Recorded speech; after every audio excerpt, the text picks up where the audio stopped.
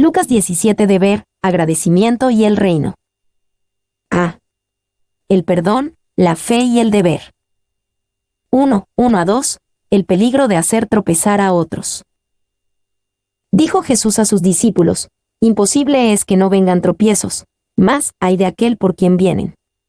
Mejor le fuera que se le atase al cuello una piedra de molino y se le arrojase al mar, que hacer tropezar a uno de estos pequeñitos. Dijo Jesús a sus discípulos. Jesús, a través del relato de Lázaro y el hombre rico, ha dejado en claro que la eternidad es real, y nadie del más allá volverá para advertirnos. Es aún más imperativo cómo vivimos y mostramos a Jesús a los demás en este lado de la eternidad, porque es ahora que cuenta para siempre. B. Imposible es. Es inevitable que la gente se tropieza, pero ay de la persona a través de la cual vengan esos tropiezos. Es importante entender lo que Jesús quiso decir cuando habló de tropiezos. Y la antigua palabra griega utilizada aquí para tropiezos es escándalon, y viene de la palabra para un palo de trampa, el palo que suelta la trampa o donde se coloca la carnada. Era también utilizado para un obstáculo, algo con lo que la gente se tropezaba. 2. En la Biblia, a veces un escándalo es algo bueno, como en los casos en los que las personas tropezaban con Jesús y se ofendían por el Evangelio, Romanos 9:33, 1 Corintios 1:23, Gálatas 5:11. 3. Pero entre hermanos en Jesús, un escándalo es algo malo. Puede ser falso consejo, Mateo 16:23, y puede llevar a un hermano al pecado por medio de tu libertad, Romanos 14:13. La división y las falsas enseñanzas traen un escándalo entre el pueblo de Dios, Romanos 16:17. C. Hay de aquel por quien vienen. Esencialmente, Jesús dijo, las personas van a morder la carnada, pero ay de ti si ofreces el anzuelo. La gente va a tropezar, pero ay de ti pones el obstáculo en su camino. Y mejor le fuera al ofensor morir una muerte horrible, como la de tener una piedra de molino alrededor de tu cuello y ser arrojado al mar. 2. Esta es una lección que la Iglesia aprendió por las malas al tratar de ayudar a Dios a maldecir a la raza judía. Por su rechazo al Mesías, la maldición volvió a la Iglesia peor que nunca. Si alguien parece estar listo para el castigo o el juicio de Dios, deja que Dios sea quien lo haga. Salte del camino. Dios no te necesita como un instrumento de su juicio, solo como un instrumento de su amor. 3. Juan 2:10 explica la solución para no ser un escándalo para otros. Amor, el que ama a su hermano, permanece en la luz y en él no hay tropiezo. Si amamos a nuestro hermano, no traeremos ofensa a su vida. 2. 3-4. Si alguien te hace tropezar, lidia con eso y perdónalo. Mirad por vosotros mismos.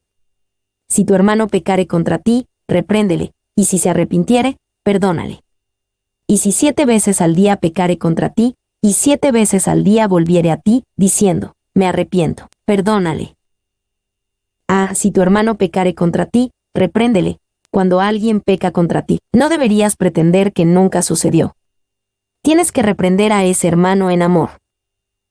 Y el amor es la regla aquí. Obviamente no podemos caminar guardando un registro de cada pequeña ofensa cometida contra nosotros.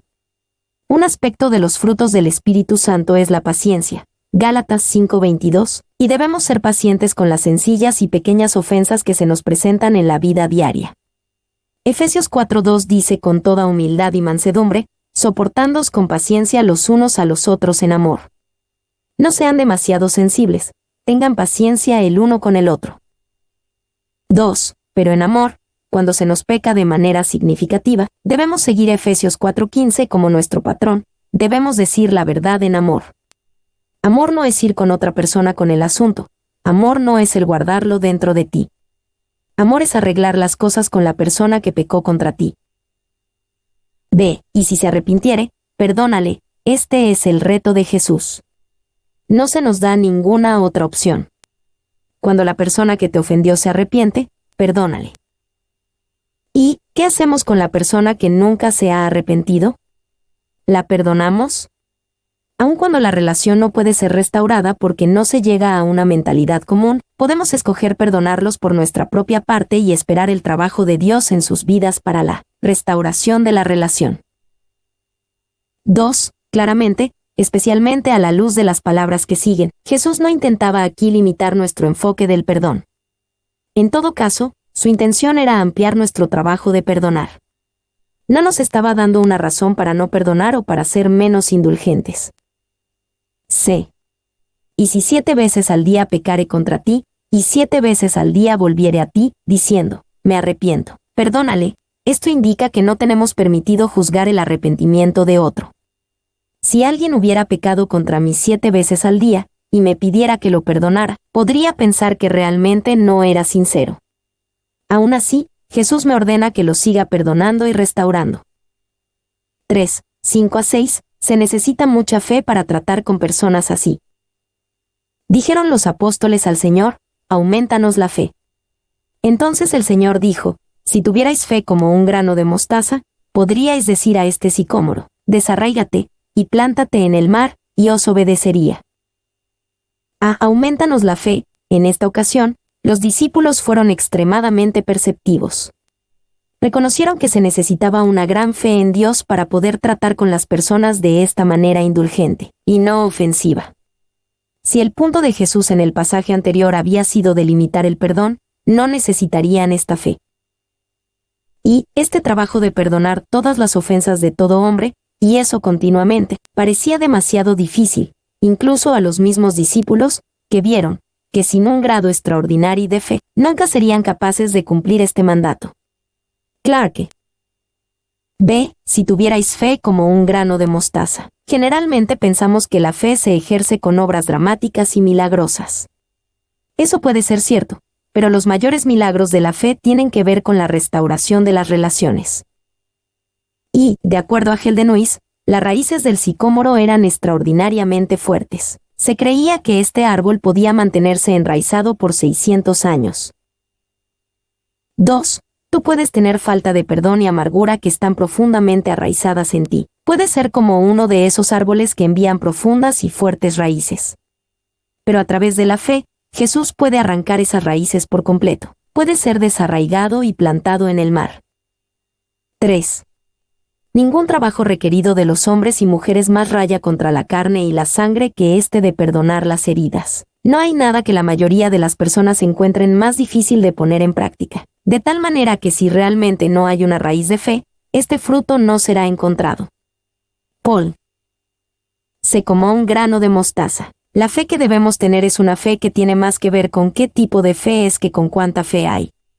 Una pequeña cantidad de fe, como un grano de mostaza, una semilla muy pequeña, puede lograr grandes cosas, si esa pequeña cantidad de fe se coloca en un Dios grande y poderoso. Y poca fe puede lograr grandes cosas, pero gran fe puede lograr cosas aún más grandes. Lo que más importa es en qué se basa nuestra fe, el objeto de nuestra fe. El ojo no puede verse a sí mismo. ¿Alguna vez has visto tu propio ojo? Puede que lo hayas hecho en un espejo, pero eso era solo un reflejo de él. Y puedes, de la misma manera, ver la evidencia de tu fe, pero no puedes ver a la fe misma. La fe no se mira a sí misma sino al objeto de la fe, incluso hacia Cristo. Spurgeon. 2. Al patinar sobre hielo, es mejor tener poca fe en el hielo grueso que tener gran fe en el hielo delgado. Nuestra pequeña fe en un Salvador tan grande puede lograr grandes cosas. 4. 7 a 10. No podemos hacer que Dios esté en deuda con nosotros. Todo lo que hacemos por Él es un pequeño pago por su trabajo en nuestra vida. ¿Quién de vosotros, teniendo un siervo que ara o apacienta ganado, al volver el del campo, luego le dice, pasa, siéntate a la mesa? No le dice más bien, prepárame la cena, cíñete, y sírvame hasta que haya comido y bebido, y después de esto, come y bebe tú. ¿Acaso da gracias al siervo porque hizo lo que se le había mandado? Pienso que no. Así también vosotros, cuando hayáis hecho todo lo que os ha sido ordenado, decid, siervos inútiles somos, pues lo que debíamos hacer, hicimos. Teniendo un siervo que ara o apacienta ganado. Jesús acaba de hablar con sus discípulos de las grandes obras posibles por gran fe. Aquí Jesús agregó unas palabras destinadas de trabajar en contra del orgullo que constantemente surge cuando alguien es usado por Dios. Y Jesús habla de aquellos que realmente sirven. Arar es un trabajo duro, agota la fuerza y la resistencia del labrador. Es un trabajo duro en la agricultura y es un trabajo duro en el ministerio espiritual. Apacentar el ganado también puede ser un trabajo duro, que requiere una gran cantidad de paciencia, atención a los detalles y un corazón atento. 2. Es útil recordar que estas palabras no fueron dadas a la multitud. El capítulo comienza. Luego dijo Jesús a sus discípulos, Lucas 17:1. Marque, él no estaba estableciendo el camino de la salvación, sino que estaba apuntando a un camino de servicio para aquellos que ya eran salvos. Spurgeon.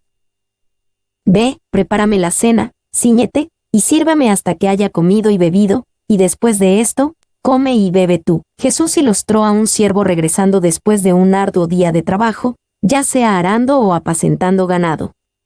Cuando el siervo llega a casa, el Señor no le da cumplidos, ni lo alimenta, ni le sirve, ni masajea al sirviente.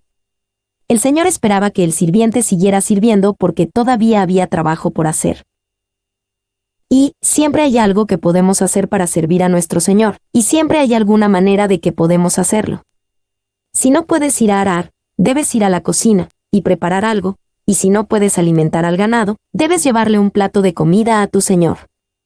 Este es un cambio de trabajo para ti, pero debes de seguir haciéndolo mientras vivas. Spurgeon. 2. En el contexto de las palabras anteriores de Jesús, podemos decir que todavía hay personas que perdonar. Todavía hay grandes obras de fe que por hacer. 3. Estas obras son difíciles, pero en esta mini parábola Jesús nos da la actitud adecuada. Su placer antes del nuestro. Su gente preferida antes que nosotros. Su nombre antes del nuestro. C. ¿Acaso da gracias al siervo porque hizo lo que se le había mandado? Por supuesto que el amo no agradece al siervo por el trabajo que hizo. En esa cultura precristiana ese tipo de gentilezas eran impensables. Y, por lo tanto, no servimos a Jesús demandando que nos agradezca o nos alabe. Parece extraño que Jesús nos agradezca, a la luz de todo lo que ha hecho por nosotros. Parece extraño que Él nos agradezca considerando todas las cosas que hemos dejado incompletas. Parece extraño considerando que todo lo que hemos hecho ha venido de Él como un don y empoderamiento. 2. ¿Qué es lo que hemos hecho por Él en comparación con lo que Él ha hecho por nosotros? Nuestro servicio puesto al lado de Cristo es como el de un simple grano de polvo puesto en comparación con Él, poderoso orbe del sol. Spurgeon. 3. Y aún así extrañamente, Él nos agradecerá y nos recompensará. A pesar de que no lo merecemos, Él mirará el trabajo de cada uno de sus siervos y a los fieles les dirá, bien, buen siervo y fiel, Mateo 25:21, 23. De siervos inútiles somos. El tipo de actitud de la que habló Jesús no es la de la falsa humildad, el tipo de actitud que dice, no soy bueno en nada. No es una admisión que no podemos hacer nada bueno o agradable a Dios. Es una actitud que simplemente reconoce que Él ha hecho mucho más por nosotros de lo que podríamos hacer por Él. Pues lo que debíamos hacer, hicimos. Esta actitud entiende que nuestro Señor ha hecho más cosas y muchas más grandes por nosotros de los que podríamos hacer por Él. Lo que Él hizo por nosotros fue por puro amor, lo que nosotros hacemos por Él es por gratitud y deber apropiados. Y por eso es tan importante que los maestros de la Biblia enfaticen aquellas cosas que la Biblia enfatiza, lo que Dios ha hecho por nosotros. Cuando nos damos cuenta de todo lo que Dios ha hecho por nosotros en Jesús, queremos servirle por gratitud. Piensa en la gran obra de perdón que Jesús hizo por nosotros, piensa en las grandes montañas que movió por fe. Las mayores obras de fe y perdón por nosotros son meras obligaciones en comparación. 2. Cuando nuestros corazones están en lo correcto, vivimos y actuamos como si estuviéramos felices por tener el privilegio de poder servir a Dios. 3. No hay suficientes cristianos que tengan esta actitud hoy en día. En su lugar, muchos hoy en día quieren proyectar una imagen de supercristiano, que los haga parecer como cualquier cosa menos que siervos inútiles. Solo pensamos que somos mejores que otros cuando miramos al hombre, no a Jesús. 4. Los santos en crecimiento se piensan de sí mismos como nada. Los santos desarrollados se piensan de sí mismos como menos que nada. Spurgeon. Un viejo dicho rabínico revela un pensamiento similar. si aprendiste mucho en la Torá, no clames ningún mérito para ti mismo.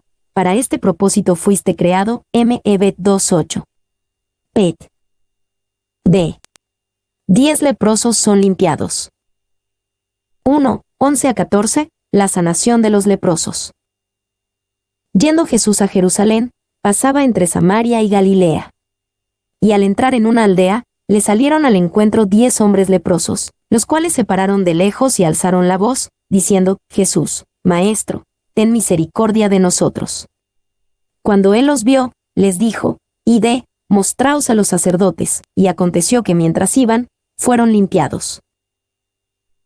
Y al entrar en una aldea, le salieron al encuentro 10 hombres leprosos. No era inusual que estos leprosos se congregaran los unos con los otros. Eran expulsados de la sociedad, y no tenían otra compañía que otros leprosos, así que se pararon de lejos.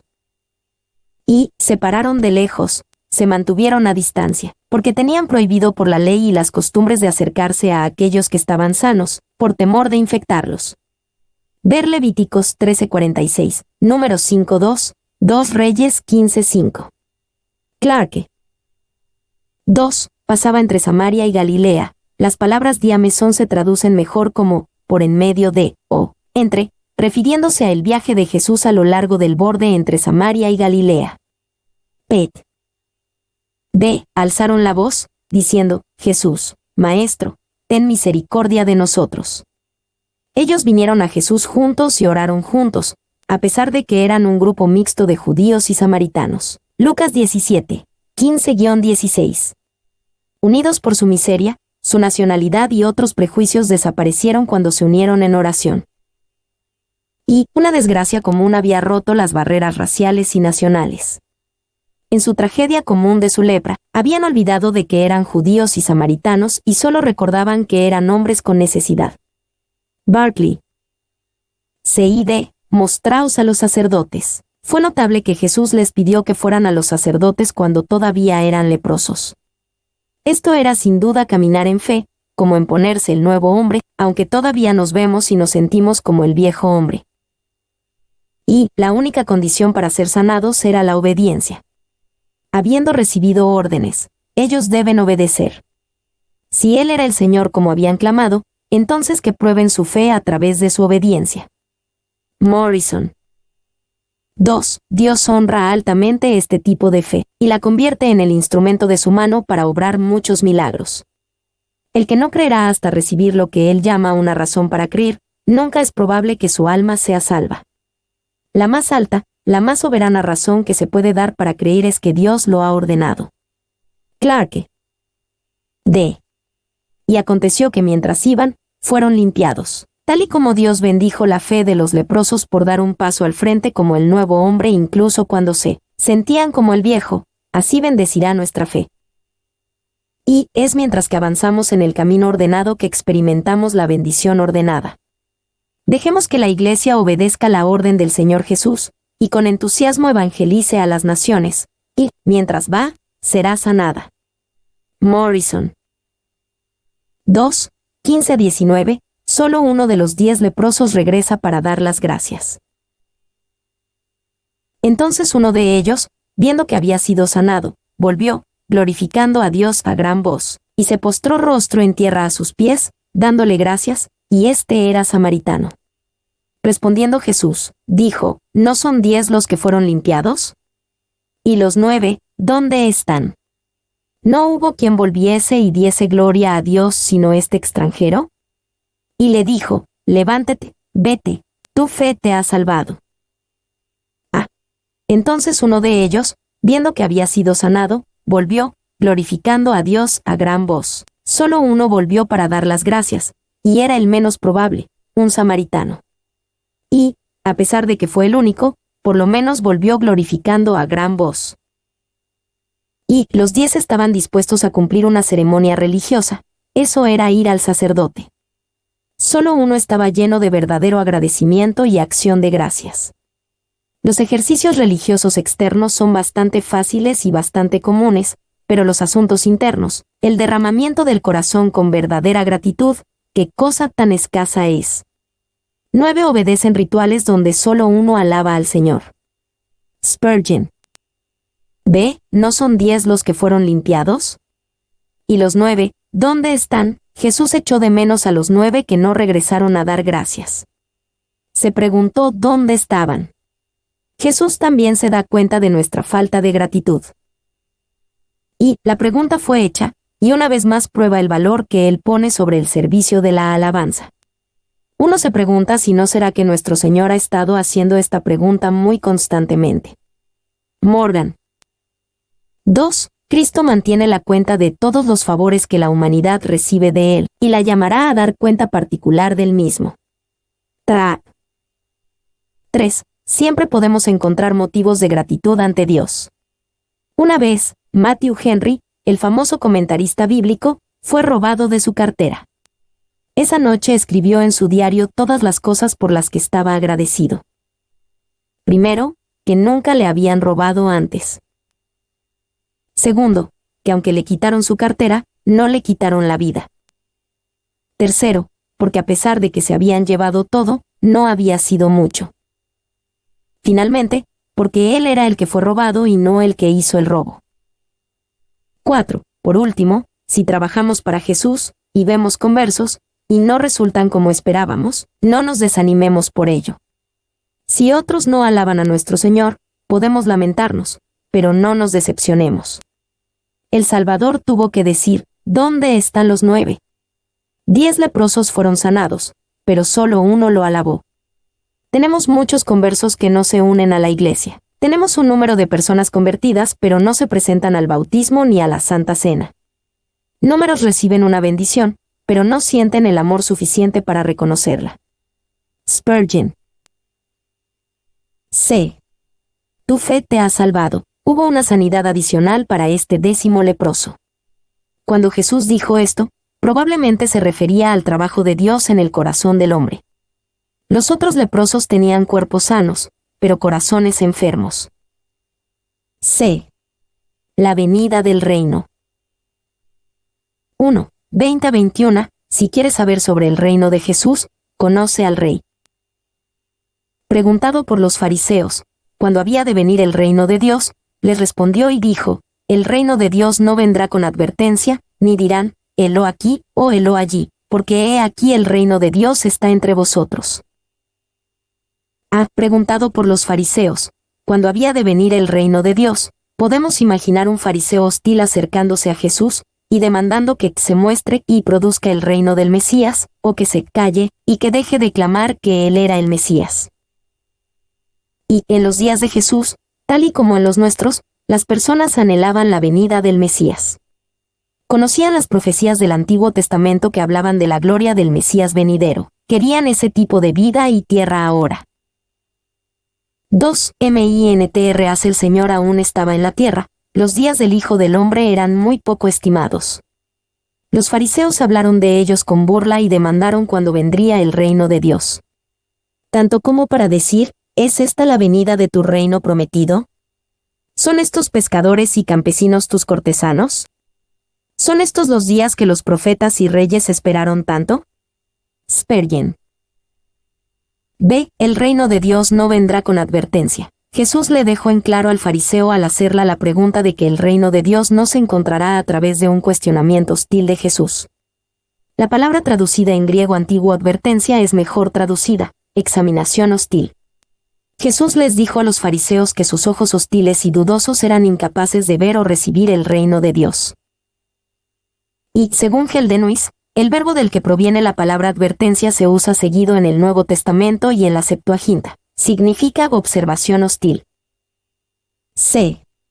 Porque he aquí el reino de Dios está entre vosotros. Jesús les dijo que el reino estaba justo en medio de ellos. Entre vosotros puede traducirse mejor como entre ustedes o en medio de ustedes. El reino de Dios estaba entre ellos porque el Rey estaba entre ellos. Y esta no era una revelación mística por parte de Jesús de que en alguna forma de semilla, el reino de Dios está dentro de todos en un sentido de la nueva era. Después de todo, Jesús no le habría dicho a los fariseos que el reino de Dios estaba dentro de ellos. La declaración de Jesús llamó la atención a sí mismo, no al hombre. 2. Como muchos hoy en día, Los fariseos dijeron que querían que viniera el reino de Dios, pero no puedes desear el reino y rechazar al rey. Los fariseos le preguntaron cuándo vendría el reino de Dios, cuando ya estaba entre ellos porque el rey mismo estaba allí. Morgan. 2. 22 a 24. El reino de Dios no vendrá inmediatamente en el tiempo de los discípulos. Y dijo a sus discípulos, tiempo vendrá cuando desearéis ver uno de los días del Hijo del Hombre, y no lo veréis. Y os dirán, helo aquí, o helo allí. No vayáis, ni lo sigáis. Porque como el relámpago que al fulgurar resplandece desde un extremo del cielo hasta el otro, así también será el Hijo del Hombre en su día. Tiempo vendrá cuando desearéis ver uno de los días del Hijo del Hombre, y no lo veréis. Ahora hablándole a sus discípulos, Jesús les dijo que cuando él dejara esta tierra, vendrían los días cuando sus discípulos, tanto los inmediatos como los futuros, desearían el regreso del Mesías.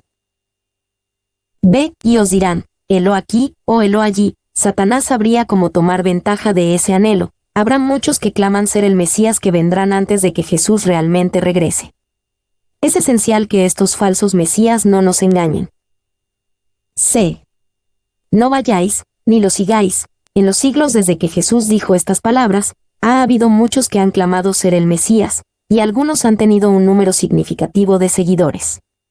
Jesús solemnemente nos advirtió no vayáis, ni lo sigáis, en su lugar, debemos ignorarlos. Y el Dr. Charles Feinberg, un notable erudito judío cristiano, dijo que en el curso de la historia de Israel desde los tiempos de Jesús, 64 individuos han aparecido, clamando ser el Mesías. 2. En el pasado no muy lejano, hombres como David Koresh, Jim Jones, Sun Myung Moon y muchos otros han dicho ser el Mesías. Muchos judíos ortodoxos pensaban, y aún piensan, que un rabino de Brooklyn llamado Mendel Schneerson era el Mesías. Incluso más han sido considerados como Mesías en cierto sentido sin ser necesariamente en el marco judeocristiano, tal y como Stalin o Mao. D. Porque como el relámpago que al fulgurar resplandece, en su día, el día del triunfo del Mesías, todos lo verán tal y como pueden ver el relámpago que al fulgurar resplandece en el cielo. Aquellos que claman que Jesús ha regresado o regresará en su día, en alguna forma secreta, están equivocados. 3. 25. El reino de Jesús no puede llegar hasta que termine su trabajo en la tierra. Pero primero es necesario que padezca mucho, y sea desechado por esta generación. Pero primero es necesario que padezca. Hay una tendencia en muchos seguidores de Jesús de pasar la cruz e ir directamente al reino de Dios, pero el reino de Dios no podía llegar hasta que el rey fuera a la cruz. ¿Y por qué tiene que ser Jesús quien gobierna y reina? Porque Él ha cumplido su palabra, y estamos llamados a seguirlo de la misma manera. Jesús dijo, si alguno quiere ser el primero, será el postrero de todos. Marcos 9:35, también dijo, el que quiera hacerse grande entre vosotros será vuestro servidor. Mateo 20:26. 2. Podemos decir que Jesús solo puede volver en gloria porque primero vino en humildad y sumisión hasta la muerte. B. Padezca mucho, y sea desechado. La fuerza, certeza e intensidad de esta declaración es sorprendente. Era necesario que Jesús sufriera y fuera desechado. Jesús debía padecer y ser desechado. Jesús debía padecer mucho, no solo un poco. C. Por esta generación, lamentablemente, aunque el triunfo total de su reino esperaría, su sufrimiento vendría pronto, a manos de esta generación. 4. 26 a 30, la venida del rey será una gran sorpresa. Como fue en los días de Noé, así también será en los días del Hijo del Hombre. Comían, bebían, se casaban y se daban en casamiento, hasta el día en que entró Noé en el arca, y vino el diluvio y los destruyó a todos. Asimismo como sucedió en los días de Lot, comían, bebían, compraban, vendían, plantaban, edificaban, mas el día en que Lot salió de Sodoma, llovió del cielo fuego y azufre, y los destruyó a todos. Así será el día en que el Hijo del Hombre se manifieste. Como fue en los días de Noé, al mostrar la similitud con los días de Noé, Jesús describió un mundo que continúa en las rutinas normales de la vida. Las personas comían, bebían, se casaban y se daban en casamiento. Y todas las cosas continuaron normalmente, es decir, hasta que Noé y su familia entraron en el arca, y el diluvio, cataclismos, vino y destruyó a toda la gente. Ver Génesis 7:7, 10, 21, 1 Pedro 3:20. Pate. Ve, asimismo, como sucedió en los días de Lot. La destrucción que vino sobre Sodoma y Gomorra en los días de Lot llegó de mañana. Génesis 19, 15-25. El día anterior les pareció un día completamente normal a los hombres de Sodoma. C. Así será el día en que el Hijo del Hombre se manifieste. Aun cuando el mundo parecía continuar con sus rutinas normales de la vida antes del diluvio y del juicio de Sodoma y Gomorra, Jesús dijo que habrá cierto sentido de normalidad en el mundo cuando Él se manifieste. Y Jesús no dijo que todo sería bueno en el mundo, o que no habría crisis. Las condiciones antes del diluvio y antes de la destrucción de Sodoma y Gomorra eran terribles, pero la maldad fue aceptada como normal y rutinaria. 2. Significativamente, hay otros pasajes en las Escrituras que parecen mostrar que Jesús regresará a una tierra que será todo menos en negocios habituales. Estos incluyen: porque habrá entonces gran tribulación, cual no la ha habido desde el principio del mundo hasta ahora, ni la habrá. Mateo 24:21. Y los reyes de la tierra, y los grandes, los ricos, los capitanes, los poderosos, y todo siervo y todo libre, se escondieron en las cuevas y entre las peñas de los montes, y decían a los montes y a las peñas: caed sobre nosotros, y escondednos del rostro de aquel que está sentado sobre el trono, y de la ira del Cordero. Apocalipsis 6, 15-16. 3. Debido a que las condiciones del mundo antes de la revelación de Jesús son descritas en términos tan diferentes, es razonable decir que habrá dos fases o aspectos distintos de la venida de Jesús, separados por un periodo de tiempo. 4. Tal y como en los días de Noé y Lot, cuando Jesús venga, unos serán tomados, escapando el juicio, y otros permanecerán para ser juzgados. V. La palabra traducida manifieste es apocaliptetai, de la cual obtenemos nuestra palabra moderna apocalipsis, pero la palabra griega antigua tiene la idea de revelar o quitar el velo. 5. 31-33. Prepárense para la venida del Rey al no aferrarse a este mundo. En aquel día, el que esté en la azotea, y sus bienes en casa, no descienda a tomarlos, y el que en el campo, asimismo no vuelva atrás.